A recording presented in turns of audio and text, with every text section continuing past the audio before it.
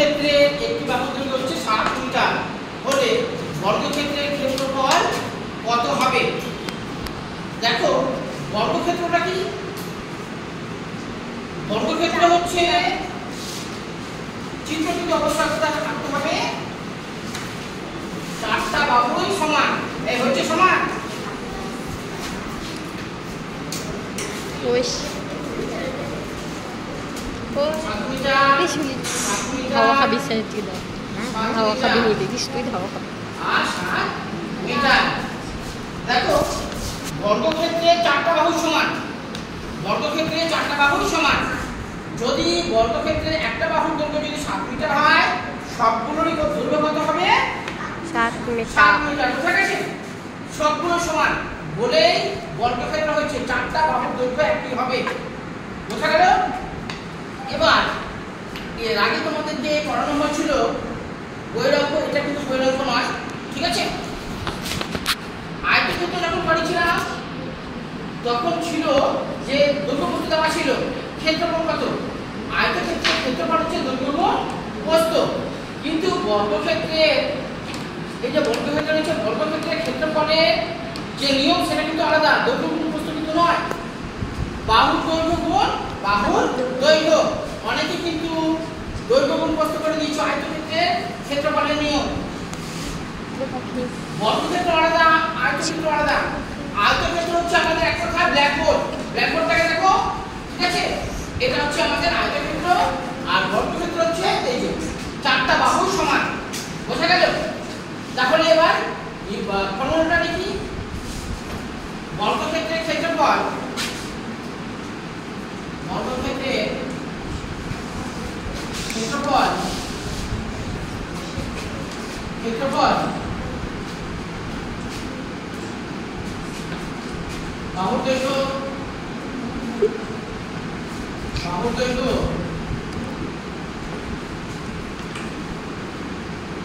গুণ বাহুর দৈর্ঘ্য। বুঝছেন? এটা হচ্ছে নিয়ম আমাদের, বাহুর দৈর্ঘ্য গুণ বাহুর দৈর্ঘ্য। বোঝা গেছে? অর্থাৎ একটা বাহু যদি 7 মিটার হয় সবগুলো বাহু কত হবে? 7 মিটার। বাহুর দৈর্ঘ্য গুণ বাহুর দৈর্ঘ্য। 7 মিটার গুণ 7 মিটার। বুঝছে? 7 মিটার গুণ 7 মিটার। 7 7 কে কত হবে? 50। 4 এ 9 49 মিটার। মিটার কি বলেছিলাম আমি? বর্গ মিটার। বর্গ মিটার।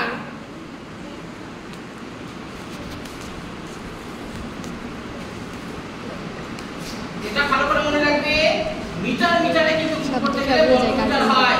যদি বর্গ মিটার কথা যদি না লেখো তাহলে কিন্তু হবে না, ভুল হয়ে যাবে। এবার উত্তর কি চেয়েছে? বর্গক্ষেত্রের ক্ষেত্রফল কত হবে? বর্গক্ষেত্রের ক্ষেত্রফল হবে হাত বিশাল ক্ষেত্রফল হবে, ক্ষেত্রফল হবে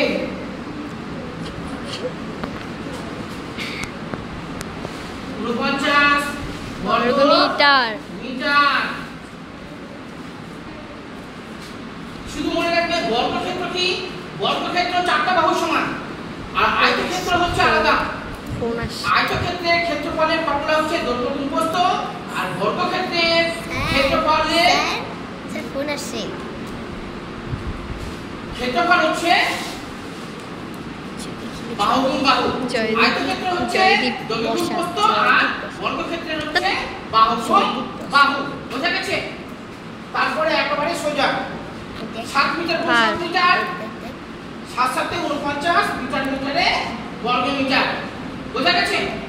উত্তর যেভাবে জানতে চাইবে ঠিক একই ভাবে আমরা করব।